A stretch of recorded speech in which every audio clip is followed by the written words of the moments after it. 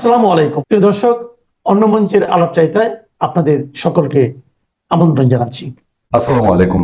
শেখ হাসিনা বাংলাদেশে ফিরবেন, ফিরতে চান, এরকম আলোচনা বেশ কিছু হয়েছে।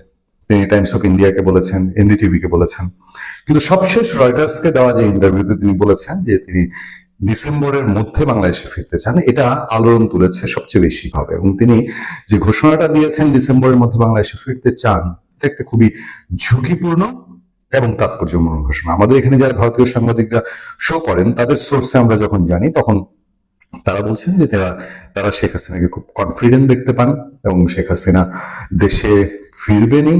তাদের ভাষায় তাদের বাহিন দেশে ফিরে আসবেন, তাদের বোন বাংলাদেশে ফিরবেন। এটার ব্যাপারে শেখ হাসিনা খুবই সাংঘাতিক রকম অটল আছেন, এবং এই ব্যাপারে তিনি দফায় দফায় ভারতে মিটিং করছেন তার সমমনা যারা, এবং তার সঙ্গে যারা দেখা করে এসেছেন তাদেরও সোশ্যাল মিডিয়া, আমি যদি নাম না ধরেও বলি, সোশ্যাল মিডিয়া ধরে বক্তব্য প্রকাশ করলে তারা বলছেন যে হ্যাঁ, তারা যতবারই দেখা করতে গেছেন তাদের কাছে শেখ হাসিনা বলেছেন তিনি দেশে ফিরবেন।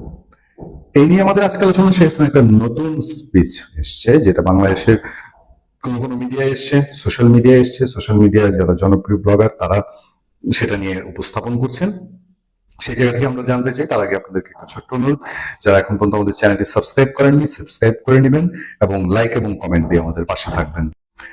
আপনারা জানেন দর্শক, আমি আগে শুরুতে বললাম যে রয়টার্স এর ইন্টারভিউটাই সবচেয়ে বেশি হুলস্থুল ফেলেছে শেখ হাসিনা।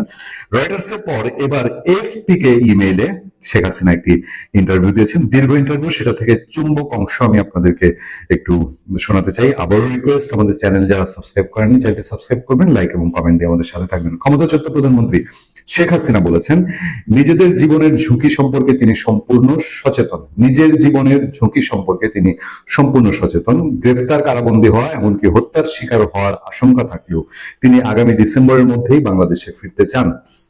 দেশের ভেতরে কেউ কেউ তার বিরোধী শিবির যারা, তারা এটাও বলছে শেখ হাসিনা যেখানে সে নামবেন সেখানেই তার ফাঁসি কার্যকর করা হবে। ফলে তার জীবন যে ঝুঁকি থাকতেই পারে যদি তিনি সত্যি সত্যি ফিরেন, সেটা বলার অপেক্ষা রাখে না। বার্তা সংস্থা এএফপি কে ইমেইলে দেওয়া এক সাক্ষাৎকারে 78 বছর বয়সী শেখ হাসিনা বলেন, আমাকে হত্যা করা হতে পারে, আমাকে গ্রেফতার করা হতে পারে, আমাকে কারাগারেও পাঠানো হতে পারে। আমি আমার পরিণতি সম্পর্কে পুরোপুরি সচেতন। তারপর দেশে ফিরতে চাই, কারণ আমার দেশের মানুষ আমাকে ডাকছে। 2024 সালের আগস্টে ছাত্রতার অভ্যুত্থানের পর একটা ব্যাকগ্রাউন্ড উল্লেখ করা হয়েছে এখানে। গত নভেম্বরে ঢাকার একটি আদালত মানবাধিকার অপরাধের মামলায় শেখ হাসিনাকে দোষী সাব্যস্ত করে মৃত্যুদণ্ড দেয়। বাংলাদেশ সরকার শেখ হাসিনাকে দেশে ফিরিয়ে আনতে আনুষ্ঠানিকভাবে ভারতের কাছে প্রত্যাবর্তনের আবেদন করছে। এটা ইউনূস সরকারও করেছে, এটা বিএনপি সরকারও করেছে। মানবাধিকার লঙ্ঘনের অভিযোগ অস্বীকার দীর্ঘদিন ধরে বিভিন্ন মানবাধিকার সংস্থা শেখ হাসিনা সরকারের বিরুদ্ধে রাজনৈতিক প্রতিপক্ষকে দমন, বিচার বিভাগ ব্যবস্থাকে প্রভাবিত করা, বিরোধীদের হত্যা এবং একতরফা নির্বাচন আয়োজনের মতো অভিযোগ তুলে আসছে। এসব অভিযোগ প্রত্যাখ্যান করে শেখ হাসিনা বলেন, অনেক অভিযোগই রাজনৈতিক উদ্দেশ্য প্রণোদিত প্রচারণার অংশ। অভিযোগ উঠলেই তদন্ত হয়েছে এবং অপরাধীদের বিরুদ্ধে ব্যবস্থা নেওয়া হয়েছে। ছাত্র আন্দোলনে অতিরিক্ত বল প্রয়োগের অভিযোগ নাকচ করে 2024 সালের ছাত্র আন্দোলন দমনে অতিরিক্ত শক্তি প্রয়োগের অভিযোগ অস্বীকার করেছেন শেখ হাসিনা। তিনি বলেন, আমার সরকার সর্বোচ্চ ধৈর্য দেখিয়েছে এবং আন্দোলনের শান্তিপূর্ণ সমাধানের চেষ্টা করেছে, যেটা নিয়ে অবশ্য আমাদের প্রতিমত আছে। কারণ আমরা সেই সময়ই বলেছিলাম, ছাত্রলীগ যখন ঢাকা বিশ্ববিদ্যালয়ে হামলা করেছে বা পুলিশ যখন আক্রমণ করেছে, আমরা তখন সমালোচনা মুখর হয়েছিল। আমরা বলেছিলাম যে শেখ হাসিনার মন্ত্রী যারা ছিল, 2-3 জন মন্ত্রী, আইনমন্ত্রী, শিক্ষামন্ত্রী, তারা সশরীরে স্পটে গিয়ে এই ছাত্রদের সাথে শুরু থেকে যদি আলাপ আলোচনা করতো, ঘটনা অন্যদিকে মোড় নিতে পারতো। বাংলাদেশ আওয়ামী লীগের কার্যক্রম কার্যত নিষিদ্ধ থাকার প্রেক্ষাপটে দেশে ফিরে আসার সক্রিয় রাজনীতিতে ফিরবেন কিনা এই প্রশ্নের সরাসরি উত্তর দেননি শেখ হাসিনা। তিনি বলেন, ক্ষমতা আমার লক্ষ্য নয়, মানুষের সেবা করাই আমার উদ্দেশ্য।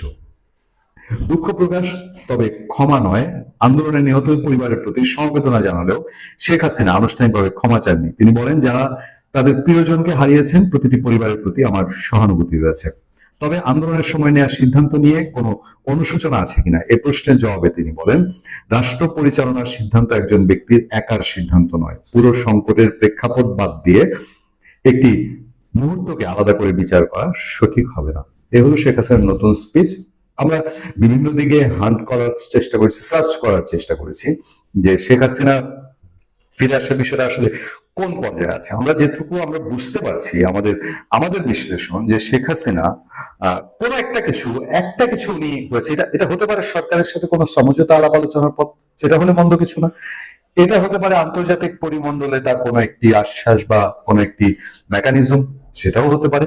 কিন্তু তার নেতাকর্মী অথবা তার সমর্থকদের কাছে এই বিষয়ে স্পষ্ট কোনো মেসেজ বা কোনো ধরনের ইনফরমেশন নেই। আমরা গোয়েন্দা সূত্রে যেটুকু জানতে পারি যে দেশের ভেতরে শেখ হাসিনা তার সংগঠনকে মাঠ পর্যায়ে পর্যন্ত ইউনিয়ন লেভেল পর্যন্ত তিনি গোছানোর মতো করে ওই টেলিগ্রাম গ্রুপ বা অন্যান্য তাদের যেসব গ্রুপ আছে এসব গ্রুপে নানান রকম যোগাযোগ করছেন। এর সাথে তার ডিসেম্বরে ফিরে আসার কোনো সম্পর্ক আছে কিনা সেটা অবশ্য আমাদের কাছে এই মুহূর্তে পরিষ্কার নয়। ফলে শেখ হাসিনা বারবার এই ঘোষণা যে তিনি ডিসেম্বরে আসছেনই, এইটা আস্তে আস্তে বদ্ধমূল হয় কিনা যে হ্যাঁ ডিসেম্বরে তিনি ফিরে আসছেন, তারপরে হুইটস নেক্সট, তারপর কি হতে পারে এই ব্যাপারে ধারণা পেতে নিশ্চয়ই আরো কয়েক মাস অপেক্ষা করতে হবে।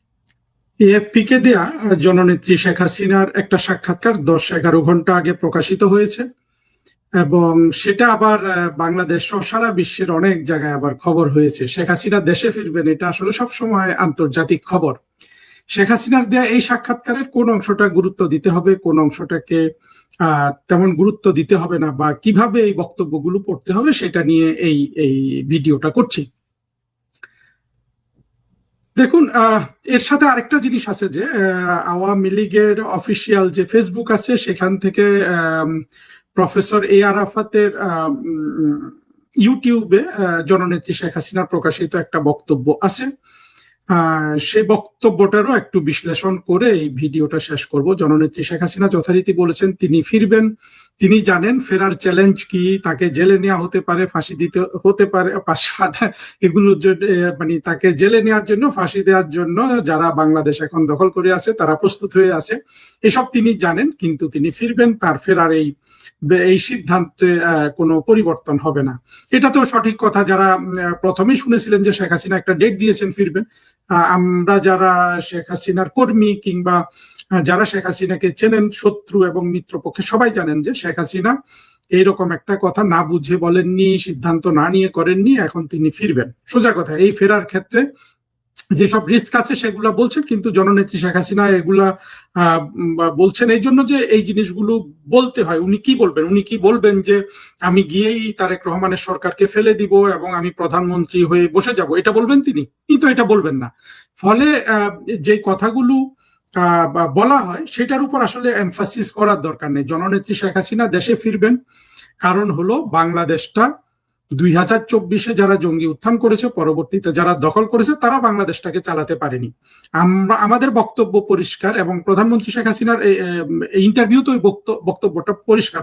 মানে শেষের দিকে ইন্টারভিউর, এটা লিখিত ইন্টারভিউ ছিল, তিনি বলেছিলেন যে 2024-এর যে ছাত্র আন্দোলনের নামে যেটা হয়েছিল এটা ছিল অর্গানাইজড, প্ল্যান্ড, এটা ভায়োলেন্স ছিল এবং সরকার ফেলে দেওয়ার আন্দোলন ছিল, সুস্পষ্টভাবে বলেছেন। আর উনি ওইখানে যেটা নিয়ে সবাই ওনাকে খোঁচায় যে আপনি কি ক্ষমা চাইবেন, এক স্পষ্ট শেখ হাসিনা এটা নিয়ে কোনো কথাই বলেনি। তিনি বলেছেন যে যারা মারা গেছে তাদের সবার পরিবারের কাছে তিনি সমবেদনা জানান, কিন্তু তিনি যেটা বলেছেন যে রাষ্ট্র চালাতে গেলে একটা ছোট ঘটনা বা একটা ইনস্ট্রাকশন আইসোলেটেড দেখার কোনো মানে সেটাকে পৃথক করে দেখার কোনো সুযোগ নাই, সামগ্রিক বিষয়টা দেখতে হবে। সত্যকার হলো যে সামগ্রিক বিষয়টা আমরা বিভিন্ন বক্তব্যে বলে আসি, সেটা হলো প্রধানমন্ত্রী শেখ হাসিনা 2024-এর জঙ্গি উত্থানকালে বাংলাদেশের প্রধানমন্ত্রী ছিলেন, চিফ এক্সিকিউটিভ, রাষ্ট্রের প্রধান নির্বাহী কর্মকর্তা। সুতরাং তাকে শান্তি শৃঙ্খলা রক্ষা করার জন্য যা করার তা করতে হতো, কিন্তু তিনি সেটা করেননি। তিনি যেহেতু জঙ্গিদের মেরে ফেলছিল, জঙ্গিরা নিরীহ মানুষদের মেরে ফেলছিল, পুলিশ এই ধরনের আত্মঘাতী হামলার মুখে পুলিশ অনেকটা কিংকর্তব্য বিমূঢ় হয়েছে, সেনাবাহিনী ইতিমধ্যে পক্ষ ত্যাগ করে জঙ্গিদের পক্ষে চলে গেছে। এই অবস্থাতে শেখ হাসিনা চাননি যে আর মানুষ মরুক। সেই জন্য তিনি স্পষ্টভাবে তখনকার পররাষ্ট্রমন্ত্রী ডক্টর হাসান মাহমুদের সাথে তার একটা বক্তব্য, যেটা ইউনূসের দস্যুতন্ত্র প্রকাশ করেছিল, সেটাতে সুস্পষ্টভাবে আছে যে শেখ হাসিনা কোনোভাবেই চাননি একটা মানুষও মারা যাক। সেটাই ছিল স্পিরিট, এবং আমরা মনে করি যে শেখ হাসিনার সেই স্পিরিটটা ওনার জন্য এজ এ হিউম্যান বিং কিংবা মানবতাবাদী রাষ্ট্রনায়ক এবং গণতান্ত্রিক মানসিকতার রাষ্ট্রনায়ক হিসাবে ঠিক আছে, কিন্তু আমরা মনে করি যে সেই সময় কিছু ভুল হয়েছিল। আর্মিকে মোটেই বাংলাদেশের রাস্তায় নামানোর দরকার ছিল না, আওয়ামী লীগ একাই যথেষ্ট ছিল।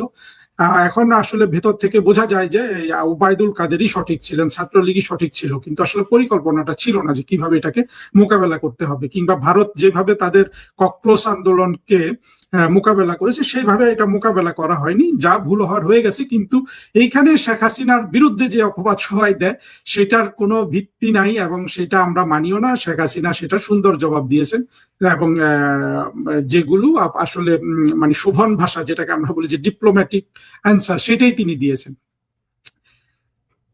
এখন চলে আসি যে শেখ হাসিনার যে বক্তব্য প্রকাশিত হয়েছে প্রফেসর এ আরাফাতের ইউটিউব থেকে হয়ে আওয়ামী লীগের ফেসবুকে যেটা শেয়ার করা হয়েছে, সেখানে অবশ্য জননেত্রী শেখ হাসিনা আরো গুরুত্বপূর্ণ কথা বলেছেন। এই বক্তব্যে যেটা থাম্বনেল করা হয়েছে সেটা আসলে সবচেয়ে মানে বক্তব্যটা সবচেয়ে কম গুরুত্বপূর্ণ অংশ নিয়ে থাম্বনেল করা হয়েছে। তিনি বলেছেন যে ওই একই কথা যেটা এএফপির সাক্ষাৎকারেও আছে, যে হামলা মামলা জেল জুলুম মৃত্যু এগুলা জেনেও কিন্তু আমি এবং আমার কর্মীরা এসে দরকার হলে জেলে যাবে, এরকম একটা কথা। আমি পুরো থাম্বনেলটা ভুলে গেছি, কিন্তু শেখ হাসিনার বক্তব্য আসলে এটা ছিল একেবারে ব্র্যাকেটের মধ্যে মার্জিনের একটা মন্তব্য। মূল বক্তব্যটা ছিল ইউনুস কে মানুষ চিনতে পেরেছে, বাংলাদেশের মানুষ মনে করত ইউনুস দেশ চালাইলে দেশের অনেক কিছু ভালো হবে, কিন্তু দেখা গেছে যে ইউনুস ভণ্ড প্রতারক শোষক, ইউনুস ডাকাত, ইউনুস একটা বাটপার। এইটা উনি ওনার মতো ভদ্রভাবে বলেছেন। আমরা তো শেখ হাসিনার বক্তব্যকে ভদ্রভাবে আমরা যেটা মিনিং সেটাই বলছি। তারপরে শেখ হাসিনা বলেছেন যে দেশের যে আজকে দুরবস্থা এটার জন্য তাকে দেশে আসতে হবে। সত্য কথা হলো এটাই, বঙ্গবন্ধু এবং শেখ হাসিনা তাদের সংগ্রামটা কিন্তু হলো মানুষের দুঃখ কষ্ট, মানুষের দারিদ্র্য ক্ষুধা এগুলোর বিরুদ্ধে সংগ্রাম। সেই সংগ্রামে তো এরা কেউ জড়িতই হয়নি, অর্থাৎ ইউনুস থেকে জঙ্গি থেকে শুরু করে বর্তমানে তারেক রহমানের সরকারও কিন্তু সেই জায়গায় কোনো ধরনের সুযোগ করতে পারছে না। আপনারা দেখেছেন যে গত অর্থ বছরের লাস্ট কোয়ার্টারে, অর্থাৎ এই 2026-এর মার্চ এপ্রিল মে জুন এই 4 মাসে বাংলাদেশের অর্থনৈতিক প্রবৃদ্ধি ছিল 2.2%, এবং তারেক রহমানের সরকারের প্রথম কোয়ার্টারেরটা এখনো খবরে আসেনি, হয়তো 2-1 মাস পরে আসবে। তারা 6.5% জিডিপি গ্রোথ ধরেছেন, এটা কোনোভাবেই পূর্ণ হবে না। এই বছর 3 থেকে 3.5% জিডিপি গ্রোথ হবে।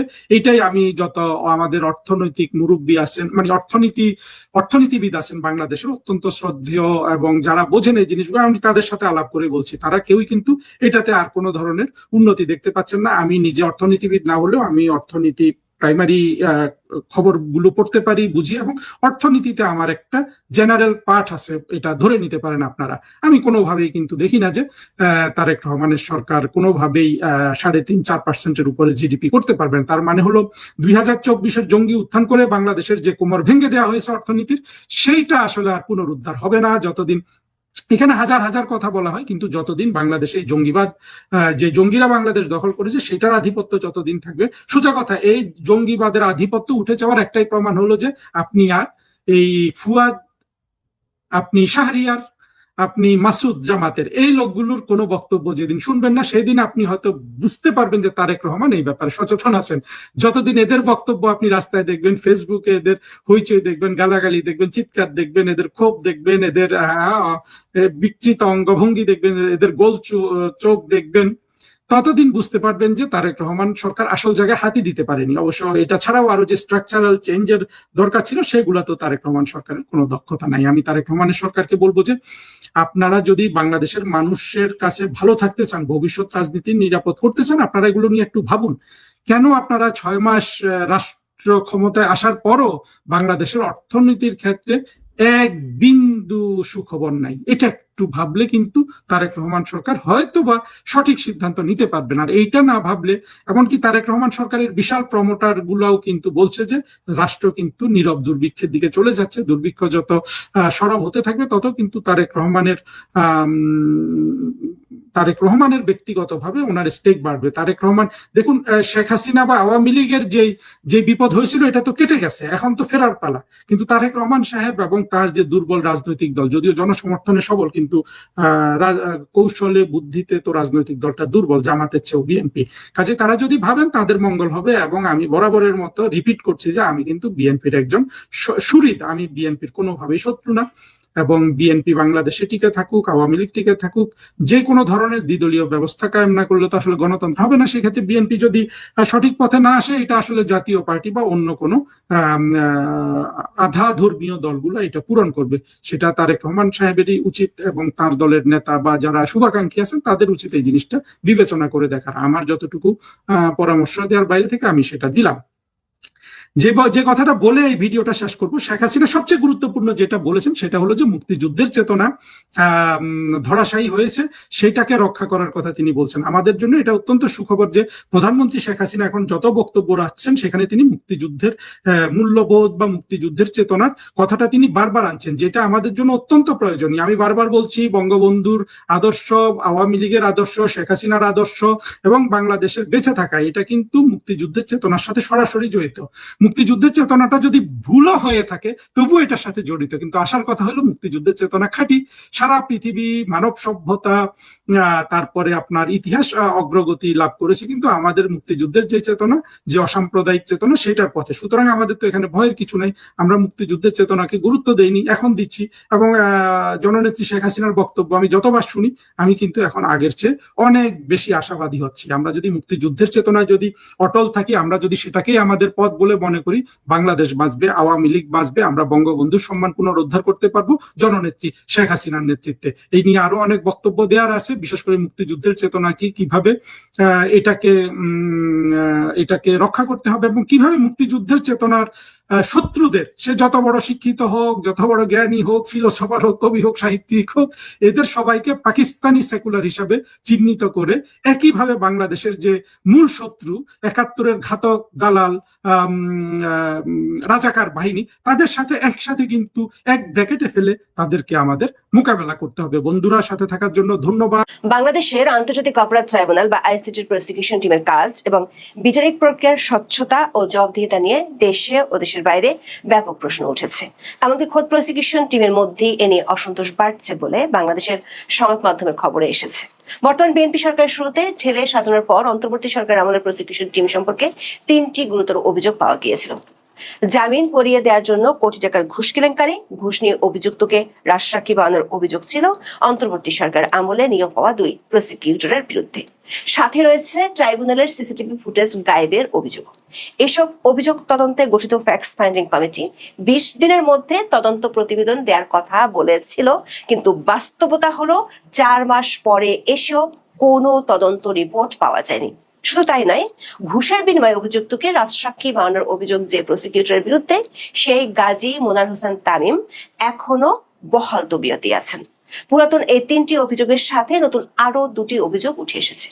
একটি হলো আইসিটিতে গুম নির্যাতনের অভিযোগে সেনা কর্মকর্তাদের বিরুদ্ধে দায়ের করা মামলাগুলোতে সাক্ষী হিসেবে এমন কয়েকজনকে উপস্থাপন করা হয়েছে যারা বিভিন্ন সময় জঙ্গি হামলা মামলার আসামি ও সাজাপ্রাপ্ত। নিজস্ব অনুসন্ধানে এমন কমপক্ষে 4 জন সাক্ষীর হদিস আমরা পেয়েছি। এসব মামলায় গুম কমিশনের যে প্রাথমিক প্রতিবেদনের ভিত্তিতে মামলাগুলোর চার্জশিট দাখিল করা হয়েছে তা নিয়েও প্রশ্ন তুলেছেন আসামি পক্ষের আইনজীবীরা। এ নিয়ে হাইকোর্টে দায়ের হওয়া একটি রিটের শুনানি চলছে। সবশেষ অভিযোগটি করেছে আন্তর্জাতিক মানবাধিকার সংস্থা হিউম্যান রাইটস ওয়াচ বা HRW। সংস্থাটি তাদের পর্যবেক্ষণে বলছে, এই ট্রাইব্যুনালের তদন্ত কর্মকর্তারা একাধিক মামলায় সাক্ষীদের কপি পেস্ট জবানবন্দি জমা দিয়েছেন এবং তার ভিত্তিতে চলছে বিচার কাজ।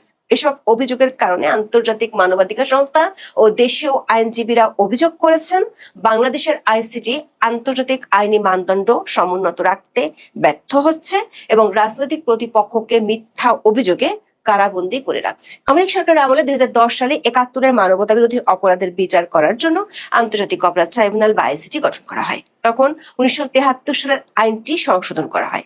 আওয়ামী লীগ আমলে 2টি ট্রাইব্যুনাল থেকে 55টি মামলার রায় হয়েছিল, যার মধ্যে মুক্তিযুদ্ধের সময় সংগঠিত মানবতা বিরোধী অপরাধের দায়ে 6 আসামির মৃত্যুদণ্ড কার্যকর হয়। এর মধ্যে 5 জনই ছিলেন জামাত ইসলামের তৎকালীন শীর্ষস্থানীয় নেতা। কিন্তু 24-এর 5ই আগস্ট রাজনৈতিক পট পরিবর্তনের পর আওয়ামী লীগের নেতাদের বিচারের জন্য বিশেষ এই আদালতটিকে বেছে নিয়েছিল তখনকার অন্তর্বর্তী সরকার। পাশাপাশি 71 সালের যুদ্ধাপরাধের চলমান মামলাগুলোর বিচার কাজ হঠাৎ করে বন্ধ হয়ে যায়। কয়েক দফা অধ্যাদেশ জারি করে আইসিটিতে জুলাই হত্যাকাণ্ডের বিচার শুরু হয়। 71-এর যুদ্ধাপরাধের মামলার আসামিপক্ষের আইনজীবীরা সকল স্বার্থের দ্বন্দ্ব ভুলে গিয়ে রাতারাতি হয়ে যান রাষ্ট্রপক্ষের আইনজীবী। ফেব্রুয়ারিতে ত্রয়োদশ জাতীয় সংসদ নির্বাচনের মাধ্যমে ক্ষমতার পালাবদল হলে আইসিটির প্রসিকিউশন টিমে পরিবর্তন আসে। 23শে ফেব্রুয়ারি চিফ প্রসিকিউটরের পদ থেকে এক সময়কার জামায়াত ইসলামী নেতাদের আইনজীবী তাজুল ইসলামকে সরিয়ে দেওয়া হয়, তার জায়গায় নিয়োগ পান আমিনুল ইসলাম। তিনি দায়িত্ব নেওয়ার পর থেকেই অন্তর্বর্তী সরকার আমলে দায়িত্ব পাওয়া একাধিক প্রসিকিউটরের বিরুদ্ধে অভিযোগ আসতে শুরু করে। এর মধ্যে সবচেয়ে বড় অভিযোগটি হলো জামিনে মুক্ত করা হবে এমন আশ্বাস দিয়ে এক আসামি স্বজনের কাছ থেকে কোটি টাকা চাওয়া। জুলাই আন্দোলনের সময় সংগঠিত মানবতা বিরোধী অপরাধের একটি মামলায় গ্রেপ্তার হওয়া সাবেক সংসদ সদস্য এবিএম ফজলে করিম চৌধুরীকে জামিনে মুক্ত করা হবে এমন আশ্বাস দিয়ে তার পরিবারের কাছে 1 কোটি টাকা চান তৎকালীন প্রসিকিউটর মোহাম্মদ সাইমুম রেজা তালুকদার। প্রথম আলো ও নেত্র নিউজে এ বিষয়ে গত 10ই মার্চ যৌথ অনুসন্ধানী প্রতিবেদন প্রকাশ করে। সেদিনে চিফ প্রসিকিউটরের কার্যালয় ঘটনাটি তদন্তে 5 সদস্যের ফ্যাক্টস ফাইন্ডিং কমিটি গঠন করে, কিন্তু ফ্যাক্টস ফাইন্ডিং কমিটি 4.5 মাসও প্রতিবেদন দিতে পারেনি। গত 21শে এপ্রিল দৈনিক প্রথম আলোতে প্রকাশিত এক প্রতিবেদনে বলা হয়, এই 1 কোটি টাকা চাওয়ার কথোপকথনের ভিডিও জেনুইন বলে নিশ্চিত হয়েছিল আন্তর্জাতিক অপরাধ ট্রাইব্যুনালের চিফ প্রসিকিউটরের কার্যালয় গঠিত তথ্যানুসন্ধান কমিটি। গত 13 জুন প্রথম আলোর ফলো আপ প্রতিবেদনে বলা হয়, কল রেকর্ড জেনুইন বলে স্বীকার করার পরও ট্রাইব্যুনালের ফ্যাক্টস ফাইন্ডিং কমিটি 3 মাসেও রিপোর্ট দেয়নি। এর মধ্যে আরো 1.5 মাস পার হয়ে গেলেও অবস্থা একই আছে। প্রথম আলো ওই প্রতিবেদনে বলা হয়েছে, কেন প্রতিবেদন দিতে দেরি হচ্ছে সে সম্পর্কে আন্তর্জাতিক অপরাধ ট্রাইব্যুনালের চিফ প্রসিকিউটরের কার্যালয় বলছে, পারপাসলি বা উদ্দেশ্যপূর্ণভাবে নয়, বিভিন্ন পরিস্থিতির কারণে প্রতিবেদন দিতে পারেনি কমিটি। জামিন করিয়ে দেওয়ার জন্য কোটি টাকা চাওয়ার অডিও রেকর্ড ফাঁস হওয়ার পর সাইমুম রেজা তালুকদারকে মামলাটি থেকে সরিয়ে দিয়েছিলেন ট্রাইব্যুনালের তৎকালীন চিফ প্রসিকিউটর মোহাম্মদ তাজুল ইসলাম। তবে সাইমুমের বিরুদ্ধে আর কোনো ব্যবস্থা নেননি তিনি। ট্রাইব্যুনালের অন্যান্য দায়িত্ব থেকেও সাইমুমকে সরানো হয়নি। এরপর 9 মার্চ প্রসিকিউটর পদ থেকে পদত্যাগ করেন সাইমুম। হিউম্যান রাইটস ওয়াচ এক বিজ্ঞপ্তিতে বলেছে, ট্রাইব্যুনালের প্রসিকিউশনের এই টিম 4 মাসে তদন্ত শেষ করতে না পারলেও ফজলে করিম চৌধুরীর বিরুদ্ধে দায়ের হওয়া মামলাটির অভিযোগ গঠনের কাজ চালিয়ে গেছেন এবং আগামী 6 আগস্ট বিচার শুরু হতে যাচ্ছে। তাজুল ইসলামের অধীন আইসিটি প্রসিকিউশন টিমের বিরুদ্ধে ওঠা দ্বিতীয় অভিযোগটিও ছিল ঘুষের। গত 24শে ফেব্রুয়ারি দৈনিক প্রথম আলোর খবরের শিরোনাম ছিল, বিদায়ের দিনে দুর্নীতির অভিযোগ এক প্রসিকিউটরের, তাজুল বললেন মিথ্যা। এই অভিযোগটি করেছিলেন ট্রাইব্যুনালেরই আরেক প্রসিকিউটর বিএম সুলতান মাহমুদ। গত 23শে ফেব্রুয়ারি তিনি ফেসবুক পোস্টে অভিযোগ করেন, আশুলিয়ার 7 জনকে হত্যা ও 5টি মরদেহ পোড়ানোর অভিযোগে মানবতা বিরোধী অপরাধের মামলার আসামি পুলিশের সাবেক উপপরিদর্শক শেখ আফজলুল হকের স্ত্রী এক সন্ধ্যায় ভারী ব্যাগ নিয়ে প্রসিকিউটর তামিমের কক্ষে প্রবেশ করেছিলেন। তার দাবি, বিষয়টি তখনকার চিফ প্রসিকিউটর তাজুল ইসলামকে জানানো হলেও কোনো ব্যবস্থা নেওয়া হয়নি। সুলতান মাহমুদের অভিযোগ অনুযায়ী তামিম পরে সবার সামনে স্বীকার করেছিলেন আফজলের স্ত্রী তার কক্ষে প্রবেশ করেছিলেন। পরবর্তীতে আফজলকে রাজসাক্ষী করা হয় এবং চূড়ান্ত রায়ে তাকে ক্ষমা করে আদালত। একই পোস্টে সুলতান মাহমুদ অভিযোগ করেন, চিফ প্রসিকিউটরের চেয়ারকে টাকা বাড়ানোর মেশিন বানিয়েছিলেন তাজুল ইসলাম। তিনি অর্থের বিনিময়ে রাজসাক্ষী বানিয়ে আসামিকে ছাড় দিয়েছেন। অবশ্য প্রসিকিউটর গাজী তামিম এবং সাবেক চিফ প্রসিকিউটর তাজুল ইসলাম শুরু থেকে অভিযোগ অস্বীকার করে আসছেন। গত 24শে জুলাই টাইমস অব বাংলাদেশে প্রকাশিত প্রতিবেদনে বলা হয়, গত 4 মাস ধরে অভিযোগের মুখে থাকা আন্তর্জাতিক অপরাধ ট্রাইব্যুনালের প্রসিকিউটর গাজী মোনার হোসেন তামিম প্রসিকিউশন টিমে বহাল তবিয়তে দায়িত্ব পালন করে যাচ্ছেন। অবশ্য চিফ প্রসিকিউটর মোহাম্মদ আমিনুল ইসলাম বলেছেন, কমিটির কার্যক্রম চলছে, তদন্ত শেষ হয়নি, শিগগিরই প্রতিবেদন দাখিল করা হবে। কিন্তু যার বিরুদ্ধে সবচেয়ে বেশি অভিযোগ, তিনি কিভাবে এখনো বহাল তবিয়তে আছেন তার কোনো জবাব মেলেনি। টাইমস অব বাংলাদেশের প্রতিবেদনটিতে দাবি করা হয়েছে, তদন্তের অগ্রগতি নিয়ে প্রসিকিউশনের ভেতরেই প্রশ্ন রয়েছে। একাধিক প্রসিকিউটরের দাবি, অভিযোগের গুরুত্বপূর্ণ দিকগুলো এখনো যাচাই করা হয়নি। একজন প্রসিকিউটর প্রশ্ন তুলেছেন, তদন্ত কমিটি আদৌ আফজলের স্ত্রীর মোবাইল ফোন নম্বর সংগ্রহ করেছে কিনা বা তাকে জিজ্ঞাসাবাদ করেছে কিনা। তার মতে তামিমের মোবাইল ফোন জব্দ করা উচিত ছিল, কিন্তু তা করা হয়নি। টাইমস অব বাংলাদেশের খবরে বলা হয়েছে,